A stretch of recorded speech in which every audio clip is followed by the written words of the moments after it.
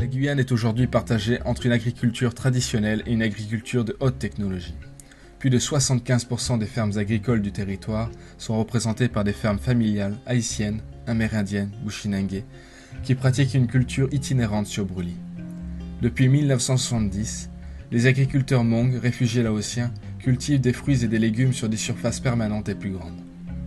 Quel que soit leur système de culture, les agriculteurs sont confrontés à de nombreux problèmes. Le principal étant comment cultiver durablement sur les sols guyanais.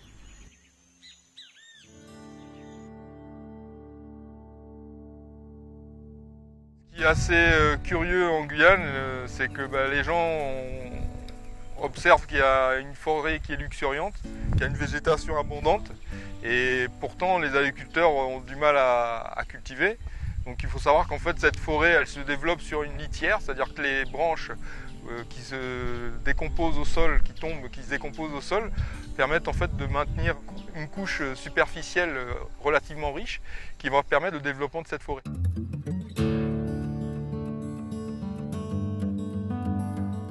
J'avais pas connaissance en fait de la pauvreté du sol, une fois qu'on a extrait la forêt. Parce qu'au départ, voyant les grands arbres, moi je pensais qu'on avait une grosse réserve d'éléments nutritifs dans le sol.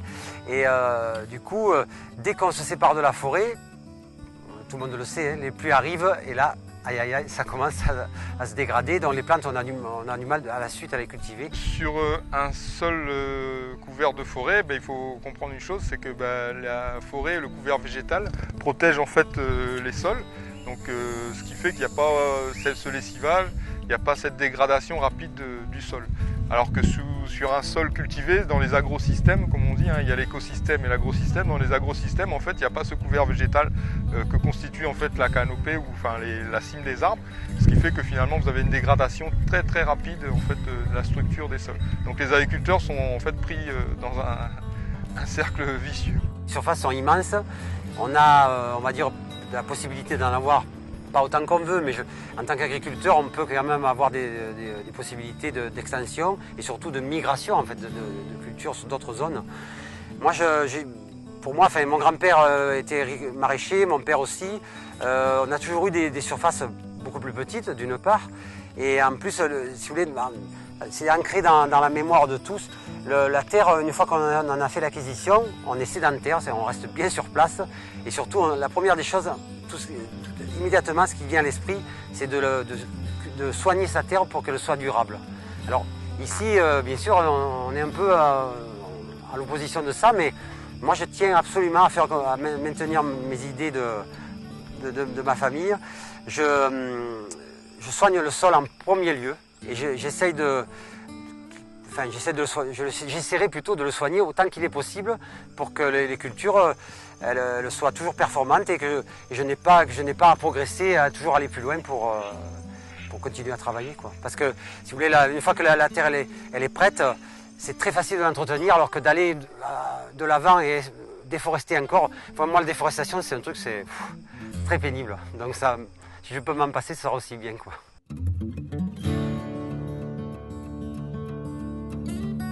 Beaucoup de gens connaissent en pays tropical la technique du brûlis. Quand un abatis est bien brûlé, il reste beaucoup de cendres et peu de charbon, peu de bois non brûlé.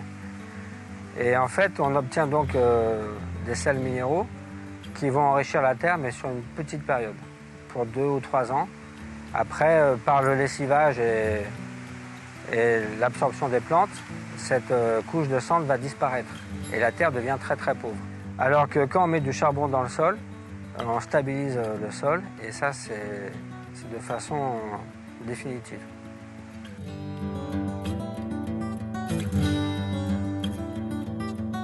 Alors la première des choses, puisque fertiliser avec les cendres, c'est bon, on le voit, puisque pendant 2-3 ans, 2 ans, l'abattis il donne et après il l'abandonne. S'il l'abandonne, c'est qu'il y a un problème. Je me sers que de mes yeux et de mon estime pour travailler. Et c'est vrai que le brûlis, apparemment ça apporte des éléments fertilisants, ça d'accord, mais le feu, ça stérilise tout, on va dire quelque part. Donc ça brûle la terre, quand le veuille ou non, ça la brûle un peu quand même. Et alors au départ c'est intéressant parce qu'on va cultiver sur une zone stérile pratiquement, mais rapidement bien sûr les prédateurs reviendront, c'est inévitable ça c'est normal. Mais Le feu, si vous voulez, sur mes terrains à moi, si je brûlais, eh ben, je ferais disparaître ma faune auxiliaire du sol. Et ça, c'est pas possible. Dans mon esprit, c'est impossible. Parce que ce sont eux qui m'aident à tenir mon sol en état. Et alors, je peux pas pour les remercier, je vais pas les brûler, quoi. C'est impossible.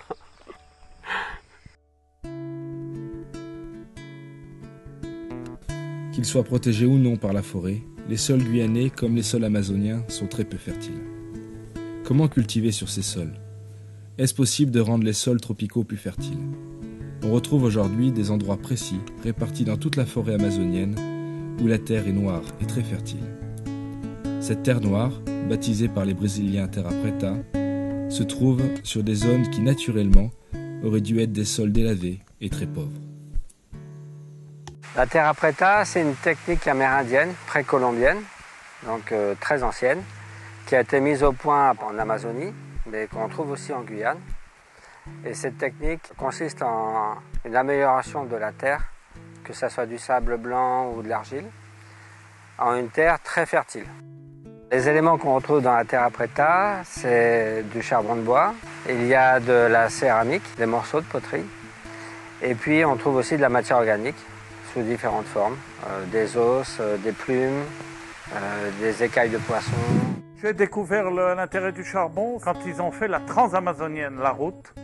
Après Belém, là, ils se sont aperçus, en passant le bulle, en ouvrant les routes, qu'il y avait des endroits où il y avait 4-5 mètres de hauteur de terre noire et ils ne comprenaient pas. C'est là qu'on s'est aperçu de la fameuse terra preta, la terre noire des Amérindiens, et que ça venait tout simplement du charbon qu'ils avaient mis.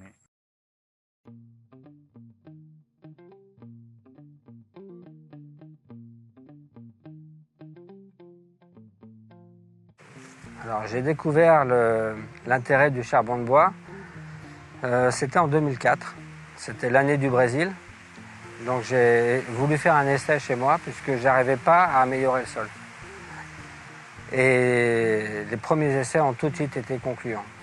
Donc après j'ai poussé à la recherche de la fameuse recette de la terra preta et ça continue. Le charbon de bois est constitué d'alvéoles, énormément d'alvéoles, qui sont les tubes de sève qui ont été solidifiés. Et ces tubes servent d'abri à des micro-organismes. Ça sert aussi de lieu de stockage de l'eau, qui est facilement utilisée par la plante. Le charbon permet, par son action, de diminuer l'acidité du sol, qui devient beaucoup plus neutre, et donc plus performant pour les plantes. Il y a des études qui ont été faites qui montrent que les morceaux de charbon d'à peu près 1 cm de côté favorisent la mobilisation du magnésium, qui est bloqué dans une forme acide. Le charbon de bois, quand on l'essaye, on constate que ça fonctionne. Très rapidement, la terre est améliorée et les plantes sont beaucoup plus productives. Tous les essais qu'on a faits montrent aussi que la vitesse de germination est vraiment accélérée. Et en plus, le charbon de bois perdure dans le sol. Et une fois qu'on l'a installé, ça fonctionne et on peut passer à un autre endroit du jardin. Nous le voyons dans notre petit jardin Garden Center que nous avons là, où on voit des ylang-ylang, on voit différentes plantes, y compris du café, qui poussent très très vite parce qu'ils ont eu un peu d'apport de charbon. Dans un petit pot en plastique de 2 litres, on met une grosse poignée par pot de charbon qu'on mélange un petit peu. Et puis on met la graine dedans, pas la graine, les plants. Et au bout de 3 mois, si on arrache le plant, toutes les petites radicelles sont accrochées après des petits morceaux de charbon. J'ai utilisé ces techniques sur la plupart de mes cultures, que ce soit le bananier, les cacaoyers. Depuis 1 an, j'ai essayé aussi sur les vanillés. Ça marche très très bien. Pour mes premiers essais de culture de bananier, j'ai commencé à mettre un peu de charbon au pied.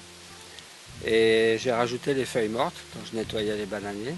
Et ça a très très bien fonctionné. J'ai maintenant des bananiers de 5-6 mètres de haut qui résistent très bien à la sécheresse. Avec l'utilisation du charbon de bois, j'ai pu transformer cette terre en terre bien plus fertile, très riche en vers de terre et bien plus résistante à la sécheresse également. Le charbon, dans les savoirs populaires, c'est couper des arbres, les entasser et les faire brûler à l'abri de l'air, en faisant un apport d'oxygène minime. Moi, je ne fais pas ça. L'idée, quand on veut pratiquer la terre après terre chez soi, et on commence déjà par le charbon, c'est d'utiliser tout ce qui est déchets végétaux. Ça peut être donc les tiges de manioc qu'on récolte, parce qu'on replante de manioc, mais on ne plante pas tout. Et bien, ces tiges-là peuvent servir à faire du charbon. Et également, quand on coupe du bois, on obtient des petits copeaux qui peuvent être carbonisés de façon très très simple. On fait également la balle de riz. J'ai essayé de brûler un petit peu tous les produits dérivés du terrain, les feuilles de palmier, les graines de palmier. Et on peut tout transformer en charbon. En fait. Il suffit de faire un feu, et quand il est bien rouge, on éteint. Et toutes les braises deviennent du charbon.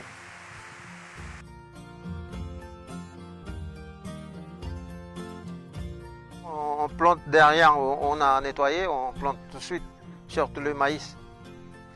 Oui, et on plante où c'est bien brûlé, oui, le charbon, tu vois.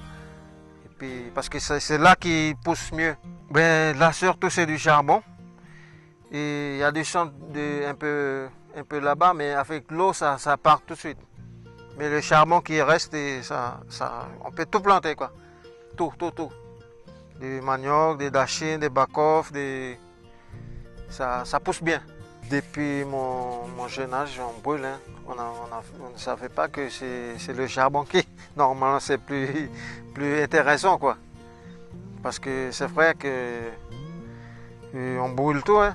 Il suffit de mettre le charbon en surface, l'équivalent d'un seau, par exemple, pour un arbre.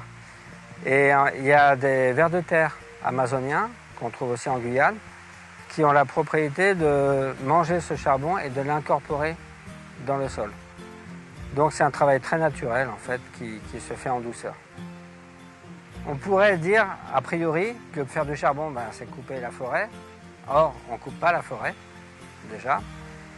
Donc c'est plutôt le terrain qui s'enrichit lui-même. Il devient sa propre source d'amélioration. C'est vraiment écologique puisqu'on parle de développement durable. Quand on met un tas de charbon au pied d'une plante, on lui fait du bien pour longtemps. C'est en fait un engrais et qui travaille à long terme, mais qui est vraiment le roi pour améliorer les sols, surtout des sols comme nous avons ici. C'est bien plus qu'un engrais, en fait. Là, ça change la structure du sol, et de façon définitive. Le charbon est une amélioration, entre guillemets, presque gratis, disons, écologique à 1000%, et ça fonctionne.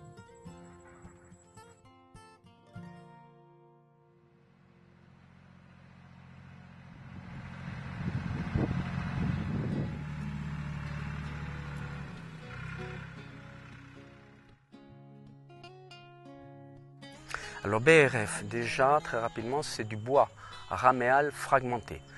BRF, c'est des rameaux, tout ce qui est la partie aérienne d'un arbre, avec une dimension inférieure à 10 cm. C'est-à-dire, ça peut partir de 2 cm jusqu'à un maximum de 10 cm. Pourquoi? Parce qu'ensuite, ça ne devient plus du bois raméal fragmenté ou du bois raméal, ça devient du bois colonnaire. Et sa composition, sa structure moléculaire est différente. Donc, il ne va pas se décomposer de la même manière. Le bois raméal, toute la partie raméale d'un arbre, va se décomposer au contact du sol.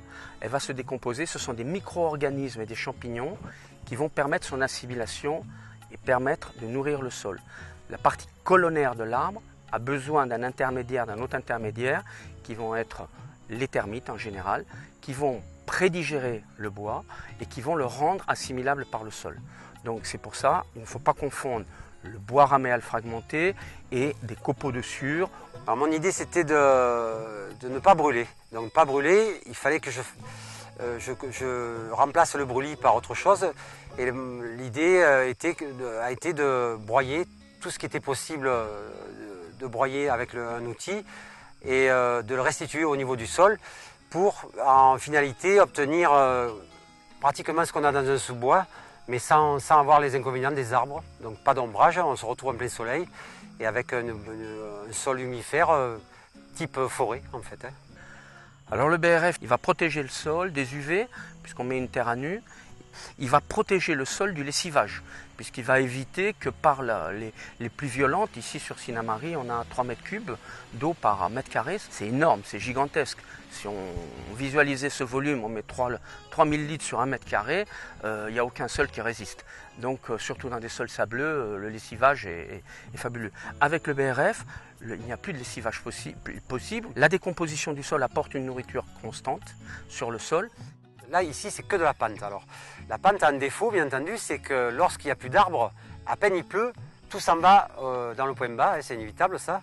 Mais la seule solution pour le freiner, voire le stopper même à la rigueur, hein, c'est de faire un décaissement partiel tout en remontant sur le pentu, donc pour créer des zones plates qui sont plus ou moins larges d'ailleurs. Hein. Mais ici, c'est pas suffisant, c'est-à-dire comme il pleut beaucoup malgré tout, et que le soleil est fort et a tendance à brûler quand même la terre, il faut en plus de ça le couvrir avec de la matière végétale broyée, on va dire. Hein.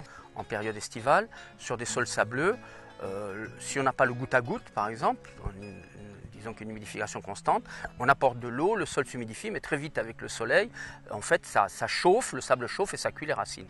Avec le BRF, on n'a plus ce problème-là parce qu'il reste une humidité qui est maintenue. D'autre part, ça va éviter aussi la pousse des mauvaises herbes. L'herbe, le fait de travailler en bio avec de la matière organique et de la fertilité du sol, eh ben, les mauvaises herbes, elles poussent, elles ne demandent que ça. Donc le fait d'avoir du BRF dessus, il empêche, si vous voulez, la lumière de pénétrer au niveau du contact du sol, et de ce fait, il y a juste la plante qui est mise en place qui, elle, va pousser. L'arbre est encore vivant, c'est-à-dire il y a encore du feuillage, parce que j'ai besoin des feuilles aussi. C'est-à-dire je n'ai pas besoin... Le bois, c'est une partie de ce qui va rentrer en composition dans le compost, mais le feuillage, ça a aussi une importance, puisque c'est une partie qui est dégradable très rapidement, donc du coup, qui va avoir un effet accélérateur sur la décomposition du bois qui va être au sol. Donc c'est des petites surfaces. Alors, je déboise, je broie, et j'épand le produit qui en est issu à mesure. Si on coupe la forêt et qu'on laisse repousser, ce qui repousse, c'est du taillis, et ce taillis-là repousse très rapidement. Au bout de 2 ans, on a un bois qui est tout à fait adaptable pour le BRF. Et on peut le refaire pratiquement indéfiniment. Il suffit d'avoir une surface suffisante par rapport à la surface qu'on a, et tous les 2 ans, on va tourner et on va ramener ce BRF sur notre parcelle. Si on n'a pas de forêt, on peut créer des plantations avec des essences à croissance rapide, comme des Inga ou autres. J'abats des arbres sur des petites surfaces, donc des très petites surfaces même à la rigueur. Il n'y a pas de transport de matière puisque l'arbre il est abattu, on extrait tout ce qu'on peut, c'est-à-dire on va jusqu'à 15 cm de diamètre, donc c'est quand même pas mal puisqu'on peut utiliser le houppier, on peut utiliser toutes les lianes qui accompagnaient l'arbre. J'utilise même les racines dans certains cas. Ce qui est certain, c'est que lorsqu'on l'applique sur le sol, dans les 6 à 8 mois qui suivent, il ne reste pratiquement plus rien. Tout a été absorbé sans aucun travail du sol, la terre l'a digéré. On extrait la forêt, ça c'est inévitable. Par contre, comme on va la restituer au sol, on va dire. Et un arbre, c'est jamais qu'un être qui a puisé quelque chose dans le sol. Donc on le renvoie dans le sol. Lorsqu'on positionne des broyades végétaux, dans les 3 mois qui suivent environ, on a rapidement des apparitions de vers à compost qui sont typiques puisqu'ils sont d'une couleur assez rouge et ils sont très vigoureux, c'est-à-dire ils sont très, très nerveux. À peine on les touche, donc ceux-là, ils sont très particuliers parce que ce n'est pas des vrais vers de terre en fait. Ils ne vivent que s'il y a de la matière en décomposition. Il y a un autre insecte qui est super intéressant. C'est un petit insecte court qui ressemble à un mille-pattes et qui a tendance à s'enrouler légèrement quand on le touche. Et alors celui-là, il est par milliers, voire même peut-être plus. Hein. Donc lui, je suppose qu'il est très intéressé par de la matière en décomposition puisque le matin, surtout au lever du jour, il y en a des tapis. Donc ça, c'est des gens qui m'intéressent, c'est-à-dire ils vivent avec moi là. Et ces insectes, c'est on va dire des partenaires, hein, des partenaires purs. Donc il est hors de question de les dégager de la ferme et surtout de les tuer, quoi, en fait. Hein. Voilà. Ça fait maintenant 4 ans, on va attaquer la 5e année sur les mêmes parcelles et on a des meilleurs rendements et des meilleurs résultats qu'au début. Le BRF reproduit naturellement ce qui se passe en forêt. Plusieurs agriculteurs en Guyane pratiquent l'agroforesterie en associant des arbres et des cultures pour améliorer la fertilité de leur sol. Alors l'intérêt pour faire de l'agroforesterie dans le domaine de la vanille, c'est qu'on bénéficie d'un apport constant des feuilles, des branches qui tombent des arbres et qui crée une litière qui est très vite consommée. Le deuxième avantage, c'est l'ombre. On a une ombre toute l'année, même en saison sèche, les arbres gardent leurs feuilles. Et donc elles sont à l'abri parce que les vanilles souffrent au contact du soleil.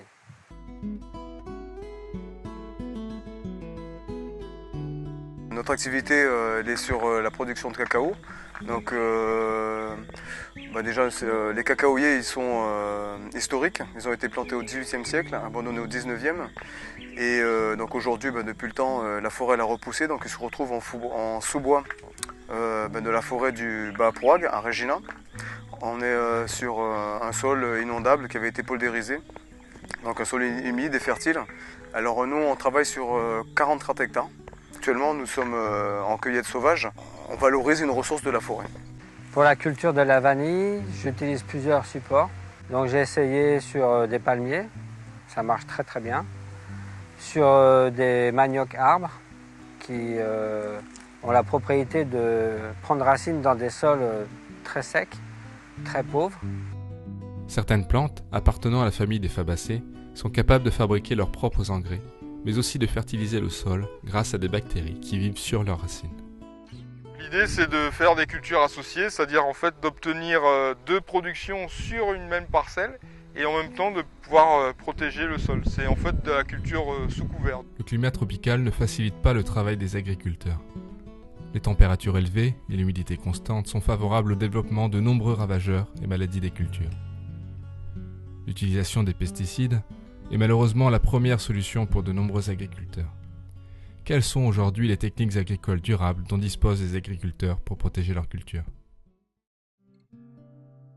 Ici, on est vraiment gâtés parce que la pression au niveau des insectes est gigantesque.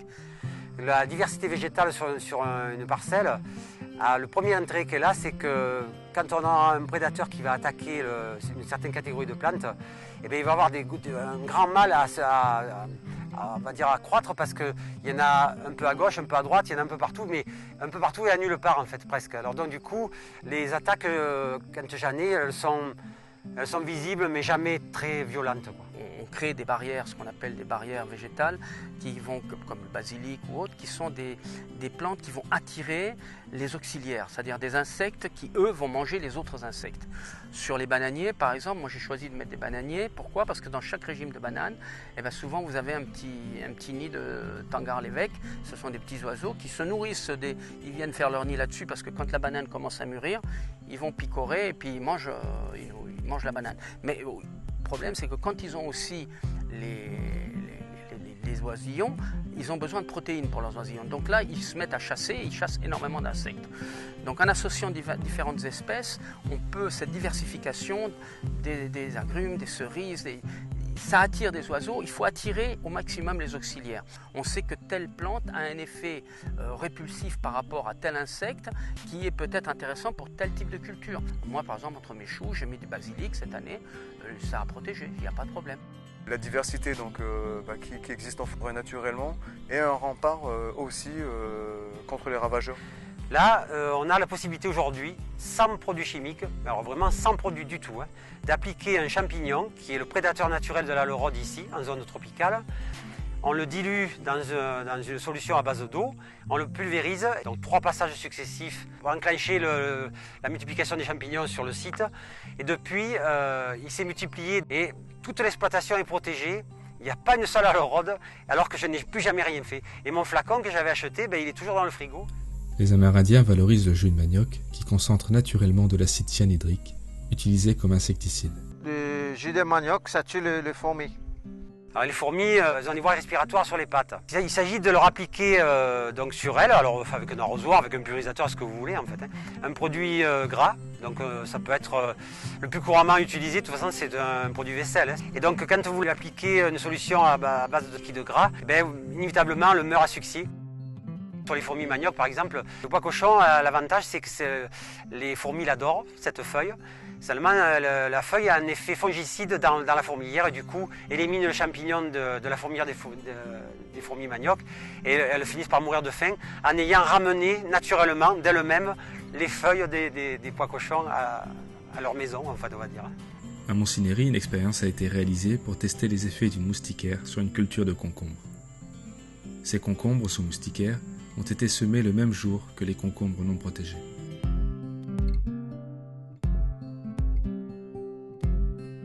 Nos plants qui étaient sous insectes-proof ont mieux poussé, ont été beaucoup plus grands que ceux qui, eux, étaient en plein champ et qui avaient eu diverses attaques de ravageurs. Monsieur Yavataï utilise depuis quelques années le distillat de fumée de charbon pour repousser les ravageurs sur son terrain. Il utilise également des préparations à base de plantes.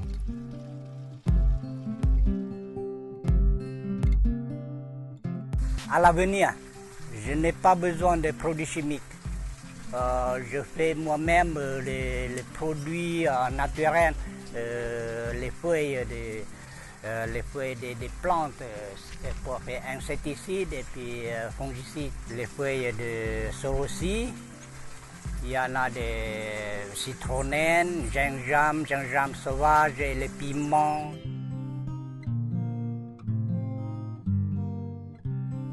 Aujourd'hui, on n'arrive pas forcément à vendre des produits qui sont faciles à cultiver. Les clients puis les locaux ne savent pas le manger, comment cuisiner. Mais bon, c'est tout un tas d'éducation à faire. Le merisier qui est très facile et qui se comporte très bien, qui n'a pas besoin d'entretien. Nous avons aussi la barbadine, le caïmite, nous avons tous ces fruits que nous avons perdus et qui pourtant se portent bien, tant en termes de technique culturelle, mais aussi de commercialisation derrière. Donc il faudrait que nous apprenions à nouveau à commercialiser, à produire et à commercialiser ces fruits et ou ces légumes d'antan. Les agriculteurs ont parfois délaissé des cultures adaptées au climat et au sol guyanais pour des cultures plus attrayantes au niveau commercial.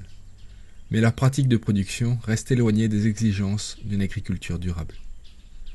De nombreux savoirs et savoir-faire locaux sont encore à partager pour que chaque agriculteur puisse expérimenter et trouver les techniques de production durable qui lui sont adaptées.